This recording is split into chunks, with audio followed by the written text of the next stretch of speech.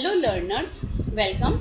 और जैसा कि कुछ ही दिनों में आपके यूजीसी नेट के पेपर स्टार्ट होने वाले हैं, तो हमें पेपर 1 के पहले क्या पढ़ना चाहिए।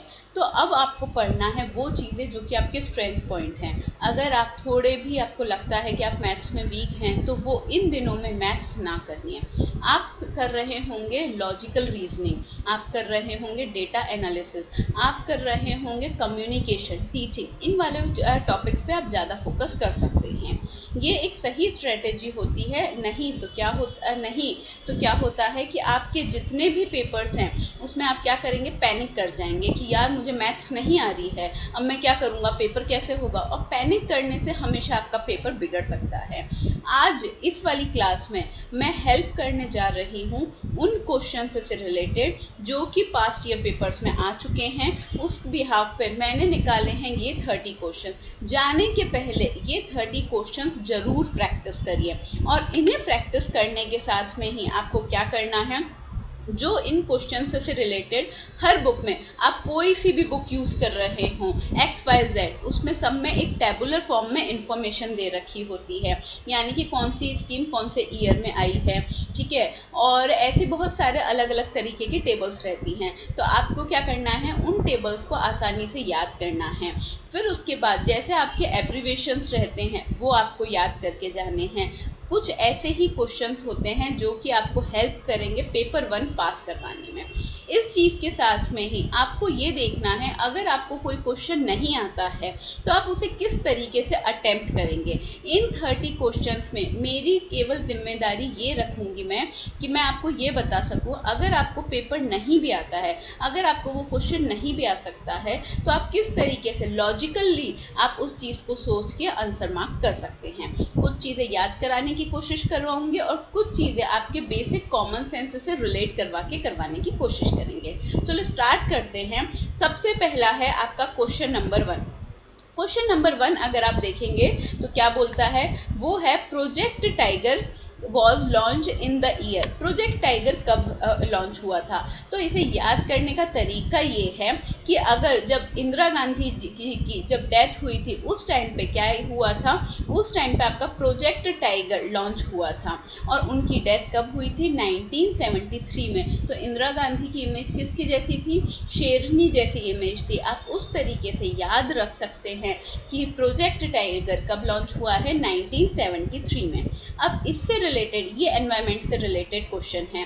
आपको इससे रिलेटेड जितने भी टेबल्स मिल रहे हैं जिसमें कंसोलिडेटेड वे में आपको इंफॉर्मेशन दे रखी है, आपको जाने के पहले वो टेबल्स एक बार गो थ्रू करनी है। नेक्स्ट क्वेश्चन करते हैं, विच among the following pesticides would have the least chance of bio accumulation in food chain. अब फूड चेन का मतलब होता है जब एक जानवर दूसरे जानवर को, बड़ा जानवर छोटे जानवर को खाता है, और ऐसे ही आपकी क्या बनती है, एक चेन बनती है। अगर हम बात करें बायो अकोमुलेशन की, तो इसका मतलब होता है कि ऐसे बैक्टीरिया जो हमारे अंदर पनपते हैं, लेकिन हमारे अंदर सिर्फ वो ही बैक्टीरिया पनप सकते हैं जो कि फैट सॉल्यूबल होते हैं। तो इसलिए हमारा आंसर क्या होना चाहिए, हमारा आंसर होना चाहिए कार्बाइल। अब अगर आप ऐसे देखेंगे तो कभी भी आपने देखा होगा पेस्टिसाइड के नाम पे कई बार कार्बाइल नाम का एक पेस्टिसाइड बिकता है, जिसकी वजह से कोई इन्फेक्शन हो या कोई डिजीज हो उसे मारने के काम आता है। तो फैट सॉल्यूबल भी होना चाहिए, और दूसरा वो क्या नहीं होना चाहिए, बहुत लंबे टाइम तक नहीं पनपना चाहिए। इसका आंसर क्या है आपका कार्बाइल। नेक्स्ट क्वेश्चन करते हैं, the time frame for the implementation of millennium development goals कब हुआ था। तो इम्प्लीमेंटेशन ये वाली चीज़ किससे रिलेटेड है, ये है आपके एनवायरनमेंट से रिलेटेड, जिसमें हमने अलग अलग मीटिंग्स हुई थी और उसमें अलग अलग गोल सेटअप करे गए थे। इसे याद, कितने साल का टारगेट है, ये 15 साल का टारगेट है। और ये चीज़ कब हुई थी, अब मिलेनियम से याद रख सकते हो 2000 से लेकर 2015 तक। देखो 2000 जमाना आ गया, ये वाला जो गाना है वो मिलेनियम सॉन्ग कहलाता है। तो आप मिलेनियम डेवलपमेंट वाला गोल क्या होगा आपका, कब लॉन्च हुआ था, 2000 से लेकर 2015 में हुआ था। डन। नेक्स्ट फिर आता है the cyclone Hudhud hit the coast of which state, यानी कि हुडहुड साइक्लोन जो था वो कौन सी स्टेट को हिट करा था।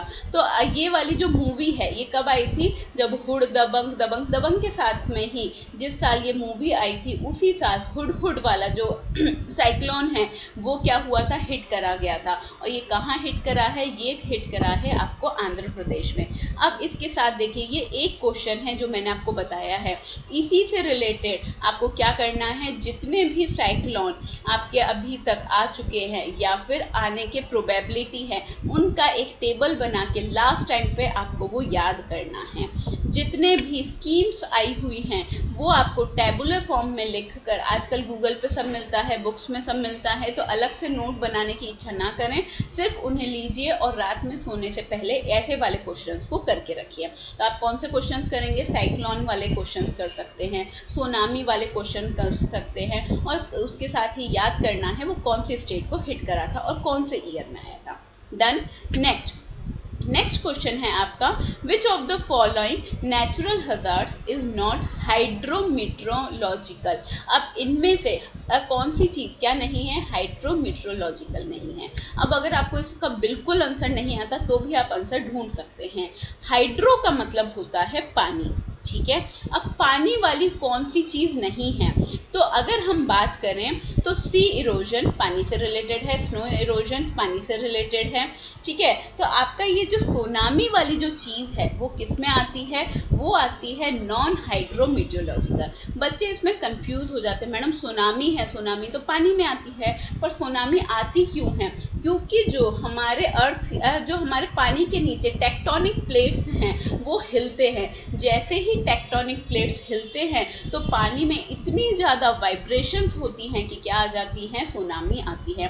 तो धरती पे जब टेक्टोनिक प्लेट्स हिलते हैं तो अर्थक्वेक आता है, लेकिन पानी में हिलते हैं तो वो क्या आती है, सुनामी आती है। इसलिए नॉन हाइड्रोमीट्रोलॉजिकल आपका नेचुरल हजार्ड कौन सा है, वो है आपका सुनामी। याद रह जाएगा। तो अब आपको एनवायरनमेंट से रिलेटेड इस तरीके के क्वेश्चंस हैं जो कि आपको प्रैक्टिस करने होंगे। डन। और अगर नहीं भी करे हैं तो थोड़ा सा क्वेश्चन में ही आपका जवाब दिया हुआ रहता है, आप उसके थ्रू कर सकते हैं। इसी जानकारी के साथ में मैं बताना चाहूँगी कि अनअकैडमी जो है वो एक LLM के लिए क्लासेस चालू कर रही है, जिसमें आपको डिटेल्ड इंफॉर्मेशन मिलेगी, आपके सारे कंसेप्ट क्लियर करवाए जाएंगे, आपके रेगुलर टेस्ट होंगे, और उसके बिहाफ पे आपका ये अगर आप दे रहे हैं दिसंबर का अटेम्प्ट तो भी वेल एंड गुड, आपके लिए ये क्लासेस ओपन हैं। और अगर आप हैं 4th ईयर या 5th ईयर में ऑफ LLB तो भी आप इसे ज्वाइन कर सकते हैं। इसमें इसके जो टीचर्स हैं वो काफ़ी अच्छे एक्सपर्ट टीचर्स हैं जिनके पास काफ़ी पुराना एक्सपीरियंस है। अगर मैं बात करूं फीस की तो 18 मंथ्स की जो फीस है वो है आपकी 35,000, लेकिन अगर आप लमसम नहीं देना चाहते हैं तो मंथली इंस्टॉलमेंट ऑफ 1,944 भी अवेलेबल है। अगर आप बात करेंगे 12 मंथ्स के प्रोग्राम की तो उसकी फीस है 30,000 और जिसकी मंथली इंस्टॉलमेंट आपको रहेगी 2,500 की। अगर आपका पेपर सिर्फ कब है, दिसंबर में है, तो दिसंबर वालों के लिए आपकी फीस कितनी रहेगी, 22,500 और आपकी मंथली इंस्टॉलमेंट रहेगी 3,750। अब चलते हैं वापस क्वेश्चंस की साइड, जिसमें क्या बोल रखा है। और ये जो क्लासेस हैं ये कब से चालू होंगी, ये चालू हो रही हैं आपकी 15 जून से। यस, अभी से ही, यानी कि जो अभी जून में 15 तारीख आ रही है, 10 दिन बाकी हैं। आप क्या कर सकते हैं, क्लासेस ज्वाइन कर सकते हैं। ये वाला वीडियो सबको शेयर करिए जिन जिन को रिक्वायरमेंट है। अगर आप LLB कर रहे हैं, नेट के पेपर के साथ में ही एक अच्छी अपॉर्चुनिटी होती है कि आप LLM का भी दीजिए पेपर, इससे आपका PSU में प्लेसमेंट भी होता है, इसी स्कोर पे आपको जैक भी लेता है अगर आप डिफेंस में जाना चाहते हैं तो। और ये पेपर आपको काफ़ी सारी चीज़ों में हेल्प भी करेगा। तो सिर्फ NLU में एडमिशन के लिए ही नहीं बल्कि बहुत सारे एस्पेक्ट्स के लिए आप क्या दे रहे होते हो, LLM दे रहे होते हो। तो इसलिए ज्वाइन करिएगा, ये बैच 15 जून से स्टार्ट हो रहा है। अब बात करते हैं क्वेश्चंस की। तो नेक्स्ट क्वेश्चन आता है आपका, which of the following is not a water borne disease, यानी कि इसमें से कौन सी डिजीज क्या नहीं है, वाटर बॉर्न डिजीज नहीं है।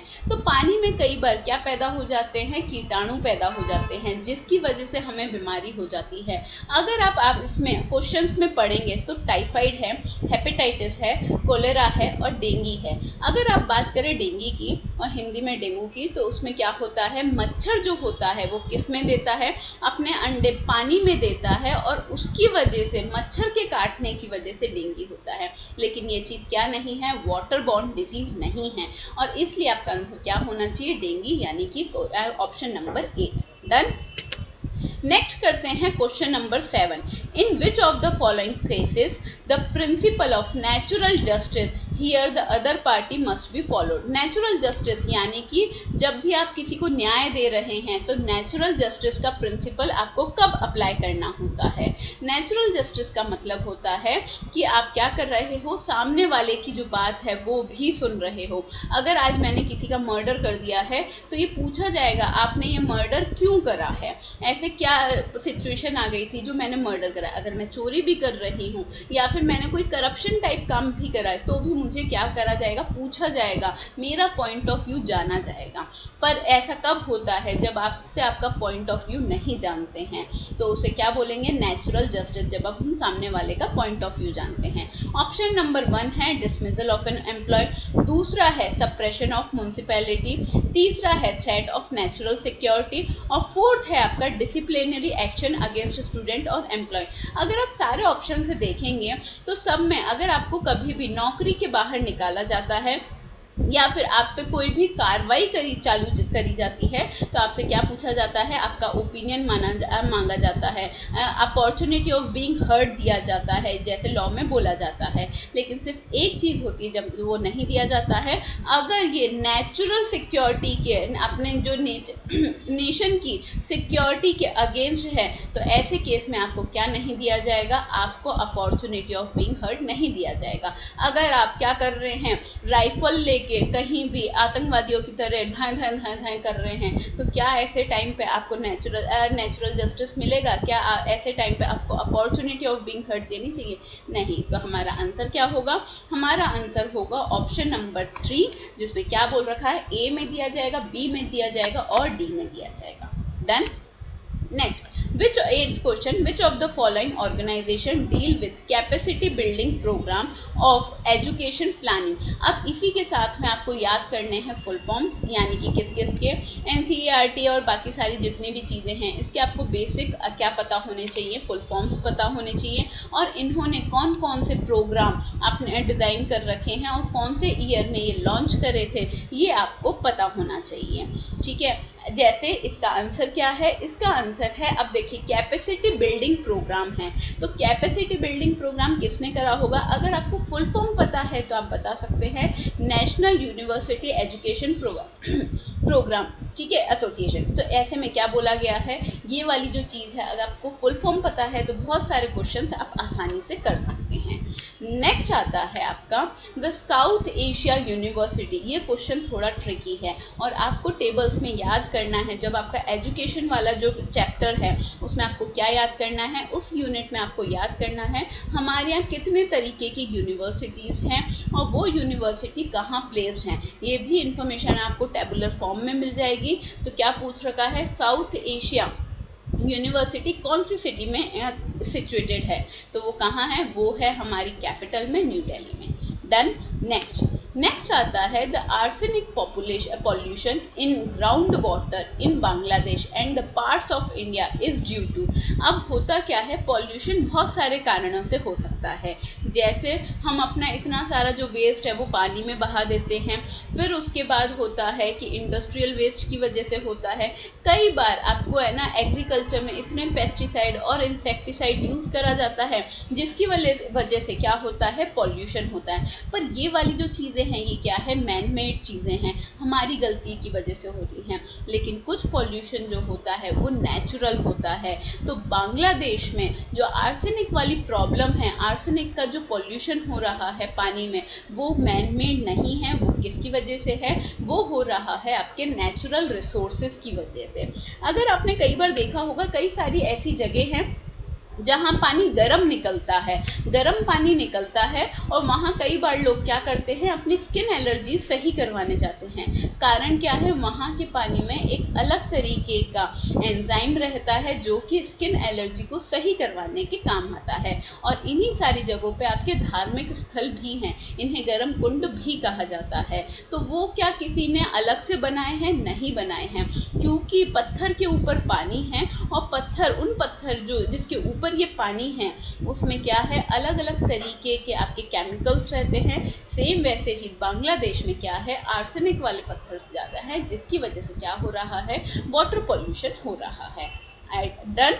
नेक्स्ट आता है आपका, विच one of the following report addressed the academic, technical and administrative problems of the educational system, examination system. ऐसा कौन सा एजुकेशन सिस्टम है, ऐसी कौन सी रिपोर्ट है जिसने 3 चीज़ों के बारे में बताया था, और किससे रिलेटेड, एग्जामिनेशन से रिलेटेड, यानी कि एग्जाम में ग्रेडिंग होनी चाहिए, नहीं होनी चाहिए, किस तरीके से वैल्यूएशन होना चाहिए, किस तरीके के पेपर आने चाहिए, तो एकेडमिक कैसा होना चाहिए, टेक्निकल कैसा होना चाहिए, और एडमिनिस्ट्रेटिव प्रॉब्लम्स क्या क्या होती हैं जब भी आप क्या करते हैं, एग्जाम कंडक्ट करवाते हैं। तो ये वाली जो रिपोर्ट है वो किसने दी थी, ये इसमें ऑप्शन क्या क्या दे रखे हैं, report of standard of the educational system, फिर आता है रिपोर्ट ऑन, अब देखो पहला ही दे रखा है standard of the education system, तो यानी कि हम क्या बता रहे हैं, स्टैंडर्ड ही बता रहे हैं। दूसरा अगर आप ऑप्शन देखेंगे तो क्या दे रखा है, report of university education commission, ठीक है, ये यूनिवर्सिटी के एजुकेशन से रिलेटेड बात कर रहा है। तीसरा बोलता है सर्जेंट रिपोर्ट, और चौथा है आपका हर्टो कमिटी रिपोर्ट। तो आपका सही जो, अगर आप क्वेश्चन को समझ पाए हैं तो आंसर आपको पहले ही समझ में आ गया होगा, report on standard of education system. अपने आप में जो आपका टाइटल है वो ही बताता है कि ये किसके बारे में बात कर रहा होगा, एकेडमिक, टेक्निकल और एडमिनिस्ट्रेटिव प्रॉब्लम्स के बारे में बात कर रहा होगा जो एजुकेशन सिस्टम में है, स्पेशली एग्जामिनेशन सिस्टम में जो है। ठीक है, इस तरीके से आपको सोचना है। अगर आंसर नहीं भी पता है तो सिर्फ क्वेश्चन में ही आंसर जवाब होता है। नेक्स्ट है आपका question, which one of the following is an educational FM radio network. अब एफएम रेडियो का मतलब क्या होता है, रेडियो का मतलब होता है ध्वनि। तो यानी कि हम क्या कर रहे हैं, क्या हम दर्शन कर सकते हैं, तो पहली बात तो एजुकेशनल है, तो एजुकेशन का मतलब क्या होता है, ज्ञान होता है। और दूसरी बात ये है, अगर हम बात करें दर्शन, तो दर्शन किसके लिए यूज करा जाता है, टीवी के लिए। धारा किसके लिए यूज करा जाता है, सीरीज के लिए। तो इसलिए आपका आंसर क्या होगा, आपका आंसर है ज्ञान वाणी है, जो कि क्या यूज करा गया है, एक एजुकेशनल प्रोग्राम बनाया गया है जो कि एफएम रेडियो पे आता है, जिस पे आपको अलग अलग टॉपिक्स के बारे में ज्ञान दिया जाता है। इसी चीज के साथ में एक चीज और याद रखना, ये क्वेश्चन है आपका टेलीकम्युनिकेशन से रिलेटेड, और इसमें ये GIAN ऐसे जो कुछ फुल फॉर्म्स हैं जो आपको दे रखे हैं वो जरूर याद करके जाना। डन। नेक्स्ट आता है, photographs are not easy to. अब अगर हम बात करें फोटोग्राफ की, तो पिक्चर को आप क्या नहीं कर सकते हो, पब्लिश कर सकते हो। यस, आज की तारीख में आप बहुत अच्छे से पब्लिश कर सकते हो सोशल मीडिया पे। क्या वो सिक्योर होती है, होती है, ठीक है, क्यों, क्योंकि हम उसे एडिट नहीं कर सकते, चेंजेस करना मुश्किल होता है, ठीक है, इसलिए वो क्या होती है, सिक्योर फॉर्म माना जाता है। उसे क्या डीकोड कर सकते हो, डीकोड किसे करा जाएगा, अगर आपके पास कोई अल्फाबेट्स लिखे हुए, नंबर्स लिखे गए हैं, उनके लिए कोडिंग और डिकोडिंग होती है। पिक्चर्स के लिए क्या नहीं होती है, फोटोग्राफ्स के लिए कभी भी कोडिंग और डिकोडिंग नहीं होती है। क्या हम फोटोग्राफ को चेंज कर सकते हैं, नहीं कर सकते हैं। तो आपका आंसर क्या है, इजी तरीका, नॉट एन इजी, क्या इजी नहीं होता है, डीकोड करना इजी नहीं होता है, बाकी सारी चीजें करना बहुत ज्यादा सिंपल होता है। डन। फिर आता है आपका, तो आप चेंज कर सकते हो, सिक्योर कर सकते हो, पब्लिश कर सकते हो आसानी से, लेकिन क्या नहीं कर सकते हो, डिकोड नहीं कर सकते हो। 14th question, a group access to digital technology and the another group lack of access to it will cause disparity. अब ये एक पूरी डेफिनेशन है, यानी कि क्या बोल रहा है, एक ग्रुप जो है वो उसके पास क्या है, इंटरनेट की सुविधा है, डिजिटल टेक्नोलॉजी की सुविधा है, लेकिन दूसरे ग्रुप के पास ये चीज़ नहीं है। इस चीज़ को, इस डेफिनेशन को हम क्या बोलेंगे? पहला है आपका ऑप्शन इंटरनेट इनइक्वालिटी। जब आप सबसे पहले देखेंगे तो आपको ऐसा ही लगेगा, फील यही आएगी कि यार इसका आंसर क्या होना चाहिए, इंटरनेट इनइक्वालिटी, एक के पास कम है और दूसरे के पास ज़्यादा है। पर यहाँ हम कम और ज़्यादा की बात नहीं कर रहे हैं, एक के पास पूरा है और दूसरे के पास बिल्कुल नहीं है। डन। तो दूसरा क्या है, वेब इनइक्वालिटी, इंटरनेट और वेब में डिफरेंस है, ये आपने अपने उस वाले चैप्टर में पढ़ा है। टेक्नोलॉजिकल इम्बैलेंस, और चौथा आता है आपका डिजिटल डिवाइड। इस चीज़ को हम क्या बोलते हैं, डिजिटली आप क्या कर रहे हो, डिवाइड कर रहे हो। अब इस चीज़ का आंसर भी देखो, आंसर क्वेश्चन में ही छुपा है, the access to digital technology, क्या बोल रखा है, डिजिटल टेक्नोलॉजी को आप क्या कर रहे हो, एक जना एक्सेस कर रहा है, तो आपका जो वर्ड है वो भी आपका क्या होगा, डिजिटल होगा, और इसलिए आपका आंसर क्या होगा, डिजिटल डिवाइड होगा। अब क्वेश्चन में से आंसर देख सकते हैं आप। नेक्स्ट आता है, which one of the following is not the same as the other three. इनमें से तीन में क्या है, ऑड वन आउट निकालना है। तो अगर आप ऑड वन आउट के लिए क्वेश्चन कर रहे हैं तो आपको कैसी थिंकिंग होनी चाहिए, नेगेटिव थिंकिंग होनी चाहिए कि ये ऑप्शन है या नहीं है, ये ऑप्शन है या नहीं है। तो सिमिलरिटीज देखिए, मैक एड्रेस, हार्डवेयर एड्रेस और फिजिकल एड्रेस, और चौथा क्या दे रखा है, आईपी एड्रेस। अगर आप मैक एड्रेस, हार्डवेयर एड्रेस और फिजिकल एड्रेस देखेंगे तो ये एड्रेस जो होता है वो कैसा होता है, फिजिकल टाइप में होता है। और दूसरी बात, आईपी एड्रेस जो होता है वो प्रॉपर कोडिंग के साथ होता है, यानी कि 16 बिट्स और इस तरीके का एक लॉजिकल फॉर्म होता है, जिसके कारण आपका आईपी एड्रेस क्या है, अलग है बाकी सारे एड्रेसेस से। ठीक है। नेक्स्ट आता है आपका, which is an instant messenger that is used for chatting. Chatting सबने करी है आज के टाइम पे, ये क्वेश्चन बहुत सिंपल होता है। ठीक है, तो आप कौन कौन सी चीज़ से क्या कर सकते हो, चैटिंग कर सकते हो। तो व्हाट्सअप है, फेसबुक है, गूगल टॉक है, ऐसे अलग अलग तरीके की चीज़ें हैं। तो देखिए, ultra vista, Mac, Microsoft Office of course नहीं है, मैक इस काम नहीं आता। माइक्रोसॉफ्ट ऑफिस आपके Microsoft MS PowerPoint, MS presentation PowerPoint है, एमएस वर्ड है, फिर एक्सेल है, ये वाली चीज़ें आपके एमएस ऑफिस में आती हैं। लेकिन गूगल टॉक आपके किस काम आता है, ये आपके चैटिंग के काम आता है। ठीक है, आज की पीढ़ी के लिए सबसे आसान क्वेश्चन है ये।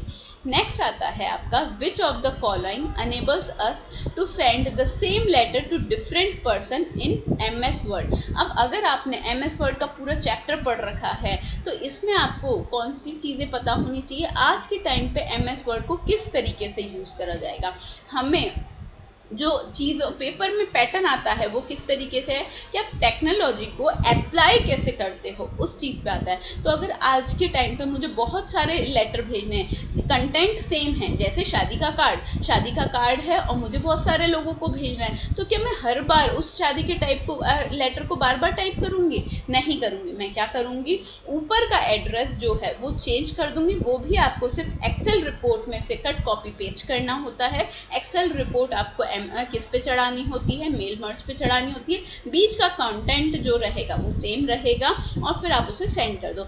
ए सिंगल टाइम पे इसे क्या करा दिया जाएगा, सब जगह भेज दिया जाएगा। इसे ब्रॉडकास्ट करना भी बोलते हैं। तो क्या बोला जाएगा, मेल ज्वाइन नहीं, मेल कॉपी करना बिल्कुल नहीं, क्योंकि कॉपी पेस्ट वाली चीज़ नहीं होती है। मेल इंसर्ट करना, बीच में कहीं आप कोई चीज़ डालते हो उसे इंसर्ट करना बोलते हैं, और इसलिए इसे क्या बोला जाता है, मेल मर्ज। मर्ज का मतलब होता है ये चीज़, जब हम क्या करते हैं, दो चीज़ों को मिक्स करते हैं, उसे क्या बोला जाता है, मेल मर्ज। यानी कि हमने कंटेंट जो है वो सेम रखा है लेकिन एड्रेस क्या कर दिए हैं, सबके चेंज कर दिए हैं। नेक्स्ट क्वेश्चन आता है आपका, an unsolicited email messenger send to, ये ऐसा क्वेश्चन बहुत आएंगे, too many recipient at once is अगर आप क्या कर रहे हो, कोई पहली बात तो एक मेल है, एक ईमेल है जो आप बहुत सारे लोगों को भेज रहे हो सिंगल टाइम में, पर यहाँ क्वेश्चन में जो ट्विस्टेड वाली चीज़ है वो क्या है, वो है अनसॉलिसिटेड, यानी कि गलत तरीके का मैसेज। आपके पास कई बार व्हाट्सएप पे और मेल पे चीज़ें व्हाट्सएप पे, मेल पे और आपके मैसेज में आती हैं कि इस पर क्लिक करो, रम्मी वाला है, इस पर क्लिक करो और आपको 98,000 रुपीज़ मिलेंगे। आप उस पर क्या करते हो, साइट पे क्लिक करते हो और वायरस आपके उसमें एंटर कर जाता है।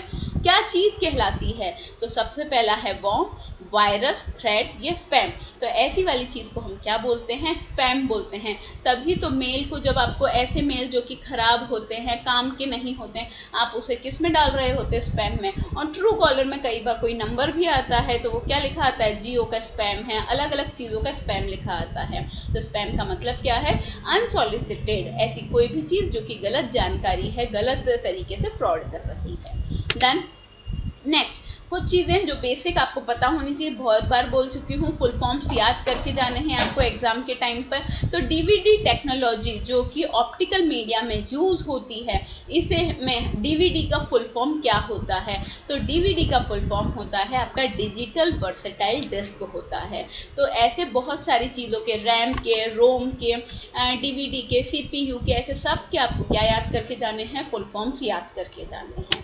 नेक्स्ट आता है, below an incomplete statement is followed by 4 positive alternative choice, select the most appropriate that completes the statement. क्या क्वेश्चन दे रखा है, beggar should not give arms because, हमें भिखारी को क्या नहीं देनी चाहिए, भीख नहीं देनी चाहिए। क्यों नहीं देनी चाहिए, पहला क्योंकि ये बुरी आदत है, दूसरा इससे वो आइडल रहेगा और दूसरों पे डिपेंड हो जाएगा, तीसरा लॉ ने इस चीज़ को मना कर रखा है, और चौथा ये चीज़ क्या है, गलत एक्टिविटी है। अगर आप इन चारों चीज़ों में, बहुत जनरल है, बहुत कॉमन सेंस वाला क्वेश्चन है कि हमें क्यों किसी को भीख नहीं देनी चाहिए, ऑफ कोर्स क्योंकि वो पर्सन फिर क्या नहीं करेगा, मेहनत नहीं करेगा।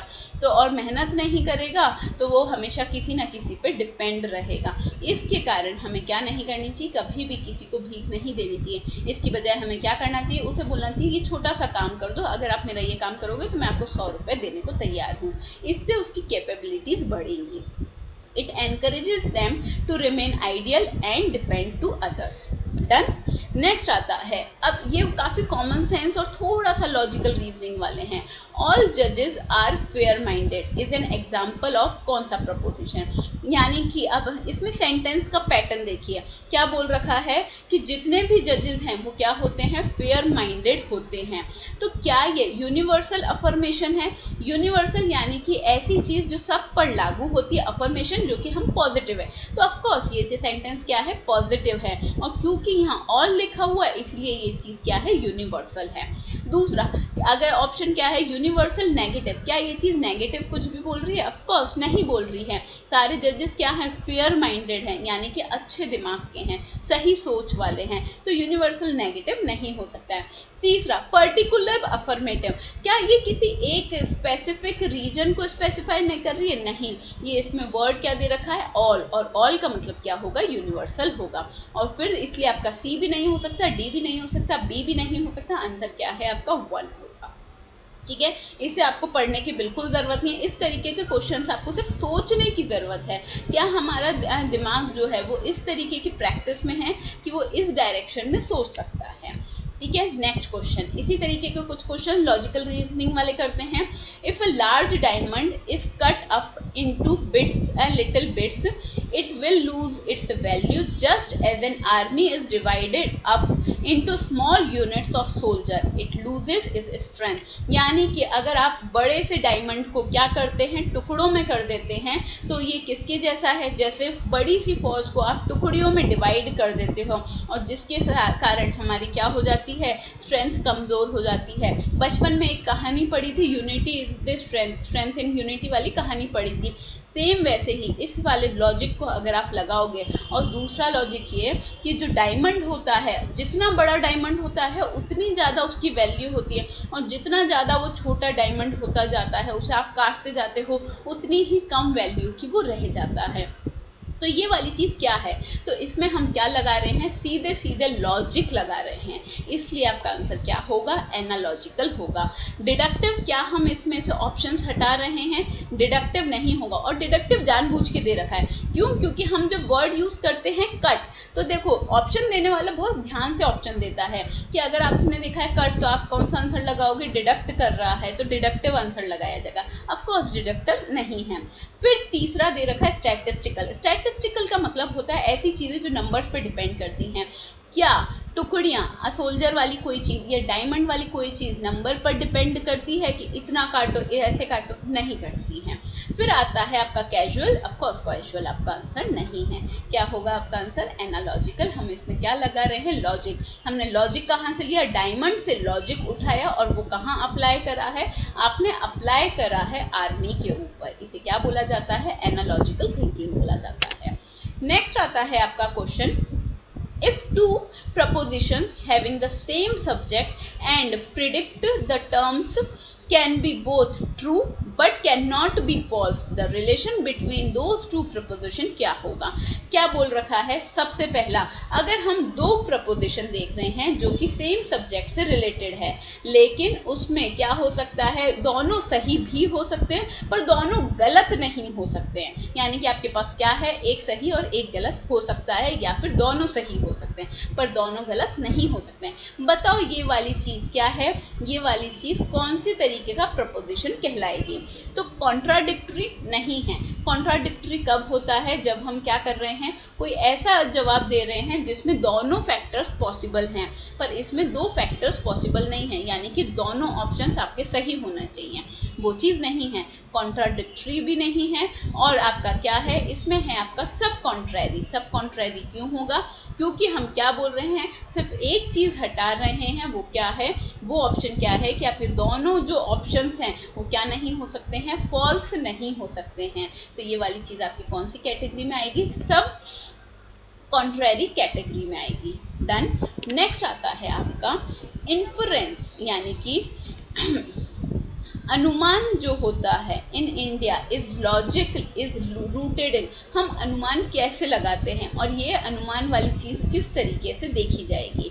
ऑप्शन 1 बोलता है आपको variable relation between minor term and major term. हम क्या देख रहे हैं, वेरिएबल का रिलेशन से देख रहे हैं, किसमें, एक छोटी टर्म में और दूसरी बड़ी टर्म में। दूसरा इनवेरिएबल रिलेशन, यानी कि अलग अलग चीजों में जिनमें समानता नहीं है उनके मिडिल टर्म में, और हम किसमें, माइनर टर्म में क्या देख रहे हैं, रिलेशन पता कर रहे हैं। तीसरा दे रखा है variable converse between middle term and major term. ठीक है, तो हमें क्या देखना है, हमारा आंसर क्या होगा, हमारा आंसर होगा बी, जिसमें हम क्या देखते हैं, दो जो कि बिल्कुल रिलेटेड चीजें नहीं हैं उनमें हम क्या देखते हैं, माइनर टर्म और मेजर टर्म को क्या करते हैं, कनेक्ट करते हैं। इसका एग्जाम्पल इस तरीके से देखिए, अगर कहीं पहाड़ के पीछे से धुआं आ रहा है तो मैं क्या बोलूंगी, पहाड़ के पीछे आग लग गई है, तो क्या मुझे आग दिख रही थी, नहीं, मुझे क्या दिख रहा था, मुझे सिर्फ पहाड़ के पीछे से धुआं दिख रहा था। तो वो जो धुआं है उससे मैंने क्या लॉजिक लगाया है कि वहां क्या लगी हुई है, आग लगी हुई है, तो अगर आग है तो धुआं होगा और धुआं है तो आग होगा। ऐसे वाली थिंकिंग जो होता है, ऐसे वाले जो अनुमान होते हैं, इसे हम क्या बोलते हैं, invariable between middle and major term. ठीक है, नेक्स्ट आता है we would value the moon more than the sun because moon shines when it is dark whereas sun shines when it is light everywhere। अब क्या बोल रखा है, हमें ज्यादा वैल्यू चांद की करनी चाहिए और सूरज की वैल्यू कम करनी चाहिए। क्यों करनी चाहिए, क्योंकि सूरज जब आता है तब तो वैसे भी रोशनी ही रोशनी होती है, लेकिन क्या होता है जब चांद आता है तो वो चांदनी सिर्फ अंधेरे में होती है तो वो ज्यादा अच्छी होती है, और इसलिए हमें किसको इम्पोर्टेंस देनी चाहिए, चांद को ज्यादा इम्पोर्टेंस देनी चाहिए। इस लॉजिक के साथ अगर मैं ये बोलूं कि जब मुर्गा बांग देगा तभी क्या होगा, सूरज उगेगा, तो क्या ये लॉजिक सही है, ऑफ कोर्स नहीं है, क्योंकि जब सूरज उगता है तो आपका क्या होता है, मुर्गा बांग देता है। तो सेम वैसे ही सूरज की ही रोशनी के कारण दिन में क्या होती है, रोशनी रहती है। और जो चांद है वो अपनी रोशनी, अपनी चांदनी किससे पाता है, सूरज से पाता है। अब क्या बोल रखा है इस फैलेसी को, हाँ फैलेसी वाले क्वेश्चन बहुत सारे करके जाने हैं आपको। तो इस फैलेसी को क्या बोला जाता है, अपील टू इमोशन। क्या इसमें कहीं इमोशनल कनेक्ट है, नहीं है। Fallacy of false cause, of course जैसे मुर्गा बांग देगा तो ही क्या सूरज उगेगा, नहीं। यानी कि जो हम कॉज देख रहे हैं, रीजन देख रहे हैं, वो वाली चीज क्या है आपकी गलत है। फॉल्स डेलिमा यानी कि हमें इल्यूजन हो रहा है, नहीं, हमें कोई भी इल्यूजन नहीं हो रहा है। फॉल्स डेलिमा का वैसे क्वेश्चन होता है जैसे पहले के टाइम पर ये माना जाता था, सदियों पहले, कि जो धरती है वो क्या है, फ्लैट है। पर धरती फ्लैट नहीं है, धरती कैसी है, गोल है। ये वाला कंसेप्ट बहुत बाद में आया, और जिसमें हम क्या पढ़ते हैं, जैसे शिप ऊपर आएगा तो वो बड़ा बड़ा होता हुआ दिखता है और दूर से शिप छोटा दिखता है, क्यों, क्योंकि वो कर्व पर आता है। सेम ऐसे ही कुछ चीजें हैं जो कि हमें बाद में पता पड़ी हैं। तो अगर हम जैसे एक और चीज जो पहले मानी जाती थी कि है ना, जो सोलर सिस्टम का सेंटर है वो क्या होगा, धरती होती है, इसलिए सब उसकी परिक्रमा लगाते हैं। पर बाद में जब हमने और डिस्कवरी करी तब पता पड़ा कि सोलर सिस्टम का जो सेंटर पॉइंट है वो क्या होता है, सूरज है। तो ऐसी चीजों को हम क्या बोलते हैं, फॉल्स डेलिमा बोलते हैं। आंसर क्या होगा आपका, आपका आंसर होगा फैलेसी ऑफ फॉल्स कॉज। यानी कि आप कॉज और इफेक्ट का जो रिलेशन लगा रहे हो उसमें कॉज जो है वो क्या है, गलत है आपका। नेक्स्ट आता है which of the following are the important component of CPU. यानी कि आपके कंप्यूटर का जो सीपीयू है, फुल फॉर्म याद करके जाना हर बार, फुल फॉर्म्स पे जितने भी आप आईटी में पढ़ना, अगर आपको आईटी अच्छा लगता है तो बहुत अच्छे से पढ़िए, अगर आईटी अच्छा नहीं लगता है तो थोड़ा सा अपना common sense, logical reasoning use करिए और साथ में फुल फॉर्म्स याद के चले जाइए। क्या बोल रखा है, सीपीयू में इंपॉर्टेंट कंपोनेंट क्या है, एएलयू अर्थमेटिक लॉजिकल यूनिट, दूसरा आता है सीयू कंट्रोल यूनिट, तीसरा आता है प्रोसेसर रजिस्टर, फिर उसके बाद डी आता है एसएसडी यानी कि सॉलिड स्टेट ड्राइव, और फिर आता है वीडियो रैम। ऐसी कौन सी चीज है जो कि क्या है, इंपॉर्टेंट है हमारे लिए। तो अगर आप देखेंगे एसएसडी सॉलिड स्टेट ड्राइव, अगर ये नहीं भी होता है तो भी काम चल जाता है। ये सिर्फ आपके कंप्यूटर को किस काम करता है, फास्ट करता है, स्टोरेज में हेल्प करता है और ग्राफिक्स में हेल्प करता है। फिर आता है अगर आपके लैपटॉप में वीडियो रैम नहीं है, ठीक है, तो आप कुछ चीज़ें हैं जो नहीं चला सकते हो, लेकिन ये असेंशियल पार्ट किसका नहीं है, सीपीयू का असेंशियल पार्ट नहीं है। तो आपका आंसर क्या होगा, आपका आंसर होगा ए बी एंड सी ही क्या है, आपके इंपॉर्टेंट कंपोनेंट हैं किसके, सीपीयू के। अगर आप देखेंगे तो कई सारी बुक में आपको सीपीयू का डायग्राम दे रखा होगा जिसमें इनपुट डिवाइस आउटपुट डिवाइस दे रखे होंगे, साथ में इंपॉर्टेंट कंपोनेंट्स भी दे रखे होंगे। आपको सिर्फ वो डायग्राम याद करना है और कहाँ जाना है, एग्जाम में जाना है, आपके क्वेश्चंस ऑटोमेटिकली सही हो जाएंगे। जितना ज़्यादा क्रक्स में पढ़ेंगे, जितना ज़्यादा इस तरीके से पढ़ेंगे, टेबुलर फॉर्म में, फ्लो चार्ट्स में लास्ट में रिवाइज करेंगे, उतनी ज़्यादा इंफॉर्मेशन आपकी क्या रहेगी, सही रहेगी। और दूसरी चीज़, लास्ट के 5 दिन पे जो आपको करना है वो सबसे ज़्यादा क्या करने हैं, प्रैक्टिस पेपर्स करने हैं, मॉक टेस्ट लगाने हैं और पास्ट ईयर के क्वेश्चन पेपर करने हैं। एक बार आपने लास्ट के 5 दिनों में ट्रेनिंग दे दी अपने दिमाग को, ये क्वेश्चन आता है और इसे इस तरीके से सॉल्व करना है, इस तरीके से सोचना है, एग्जाम पेपर में गारंटी दे रही हूँ कि पेपर उसी तरीके से आप सॉल्व कर रहे होंगे। तो सिर्फ और सिर्फ थ्योरी पढ़कर, सिर्फ और सिर्फ नोट्स पढ़ के बिल्कुल मत जाना। क्या करने हैं आपको, करने हैं लास्ट के 5 दिनों में मॉक टेस्ट और पास्ट ईयर पेपर्स, और ऐसे कुछ क्वेश्चंस जरूर लगा कर जाना। डन। नेक्स्ट आता है which among the following hazards can occur due to anthropologic sources clones. ठीक है, क्या बोल रखा है, ऐसी कौन कौन सी चीजें हैं जो कि आपकी किससे रिलेटेड है, एंथ्रोपोलॉजी वाली चीज से रिलेटेड है। तो ऐसे में क्या बोल रखा है, न्यूक्लियर डिजास्टर, फ्लड, वॉल्केनो और फायर फॉरेस्ट फायर। तो हमारी एंथ्रोपोलॉजी, अगर आप ऐसे देखेंगे एंथ्रोपोलॉजी, तो इसमें देखना, अब ऐसे आपको नहीं समझ में आएगा ये चीज़ क्या है, लेकिन अगर आपके पास पेपर जो आता है वो आपका इंग्लिश में भी आता है और हिंदी में भी आता है। जब भी कोई ऐसा ट्विस्टेड वर्ड आ रहा है तो हिंदी वाले सेक्शन में देखना, उसमें है ना वर्ड आपको मिल जाएगा। इसका मतलब होता है ऐसी कौन सा डिजास्टर है जो कि आप किसके थ्रू कर रहे हो, मानव अपनी हरकतों की वजह से कर रहा है, यानी कि मैन मेड डिजास्टर्स कहलाते हैं ये। तो ऐसे में कौन कौन सी चीज़ें हैं जो कि मैन मेड डिजास्टर्स हैं, तो सबसे पहला, और जो कि हजार्डियस है, तो सबसे पहला nuclear disaster, of course man made है। हम न्यूक्लियर टेस्ट करते हैं, न्यूक्लियर वेपन्स यूज करते हैं, जिसकी वजह से वो डिजास्टर कहलाएगा, और ये कौन सा डिजास्टर है, मैन मेड डिजास्टर है। फ्लड, ये नेचुरल डिजास्टर है। वॉल्केनोज नेचुरल है।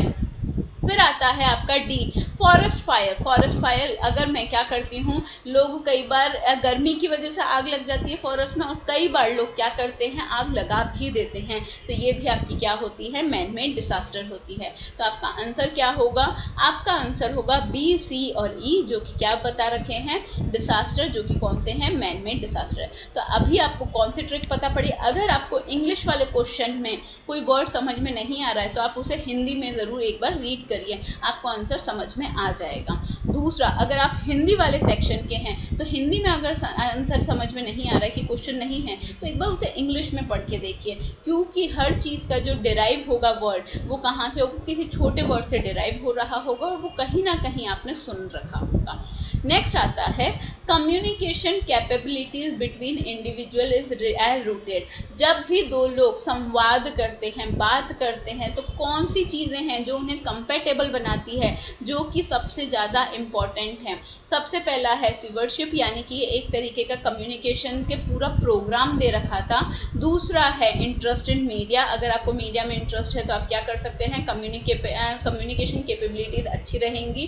तीसरा है एम्पैथी, और चौथा है एक्सटर्नल इन्फ्लुएंस। तो आपका सही आंसर है एम्पैथी। एम्पैथी का मतलब क्या होता है, एम्पैथी का मतलब होता है कि हम दूसरे वाले पर्सन से कनेक्ट कर पा रहे हैं। जैसे अभी आज क्या कुछ दिन पहले, 2 से 4 दिन पहले एक रेल हादसा हुआ, और वो रेल हादसा कहाँ आ रहा था, टीवी पे आ रहा था।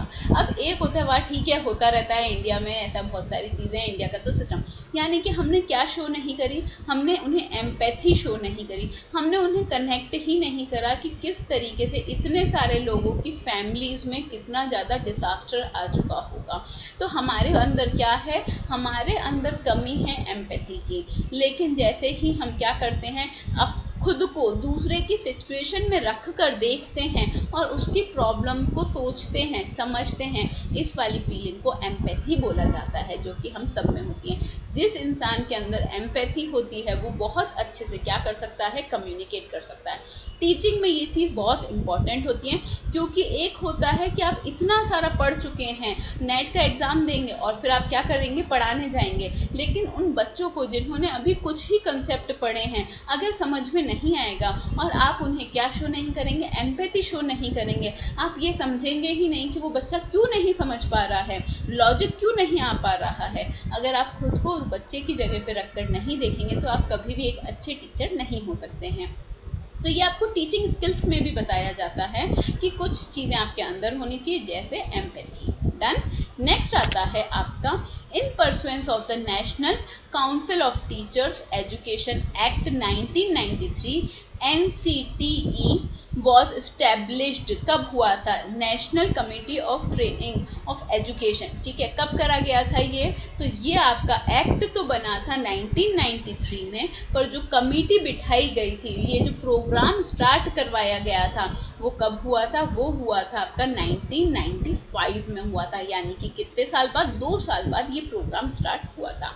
Next, which of the following is envisaged in the sustainable development growth. अब देखो, सस्टेनेबल का मतलब होता है किसी एक चीज़ का नहीं, बल्कि हम सबको साथ लेकर चल रहे हैं। हमें सिर्फ पीपल का ग्रोथ नहीं चाहिए, हमें प्लानेट पे भी अच्छे तरीके से रहना है। तो होता क्या था, कुछ कंसेप्ट ये थे कि हमें एनवायरनमेंट बचाना है, कुछ कंसेप्ट ये थे कि अगर हम एनवायरनमेंट बचाने जाएंगे तो हम प्रॉफिट नहीं कर पाएंगे, कुछ कंसेप्ट ये था हमें मानवता बचानी है, इन सारी चीज़ों को सुनने के बाद एक चीज़ जो बाहर आई है वो है आपका सस्टेनेबल डेवलपमेंट, सबका साथ सबका विकास, यानी कि हमें प्लानेट को भी सब बचाना है, हमें इकोनॉमिकली भी ग्रो करना है, हमें लोगों को भी सहायता करनी है। तो ऐसा कौन सा कस्टम है जो कि क्या बताया गया था, सस्टेनेबल डेवलपमेंट गोल्स जो हैं वो क्या बोलते हैं। तो अगर आप वर्ड देखेंगे सस्टेनेबल तो इसका मतलब क्या है, सबका साथ सबका विकास टाइप का है। अब अगर आप पहला ऑप्शन देखेंगे तो वो क्या बोलता है 2020, ठीक है, जो कि निकल चुका है।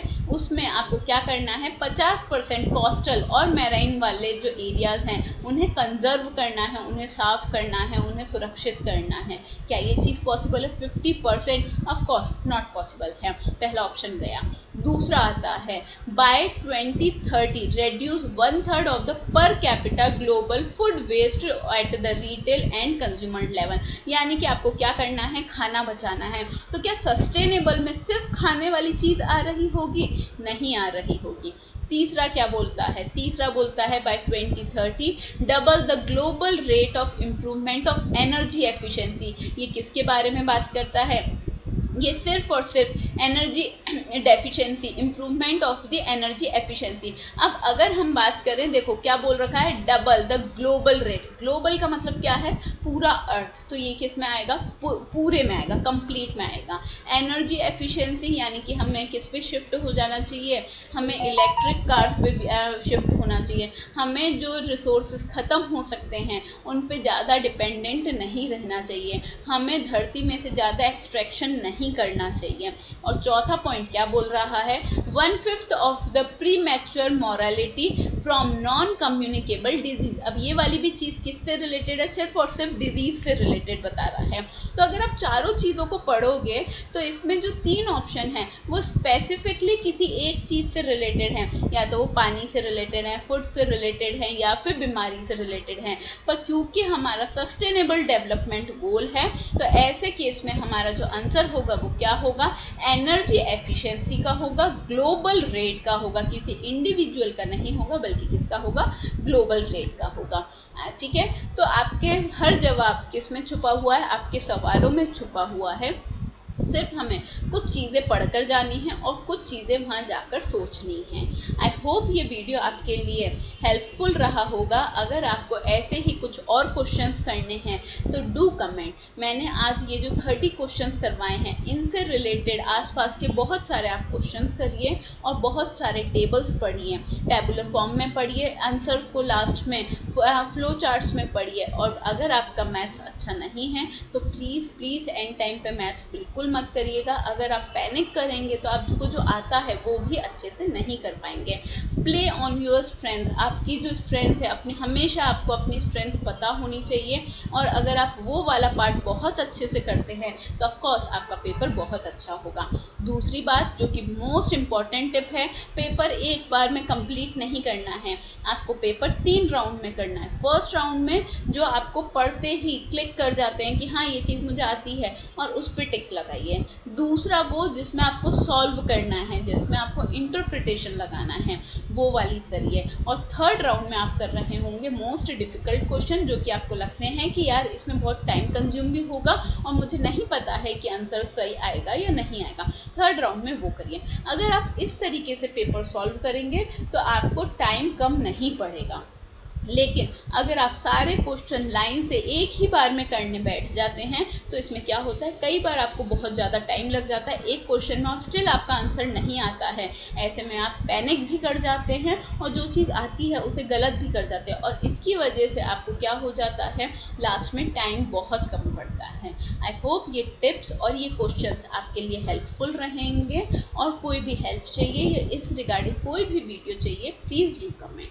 आज के लिए इतना ही, बाय।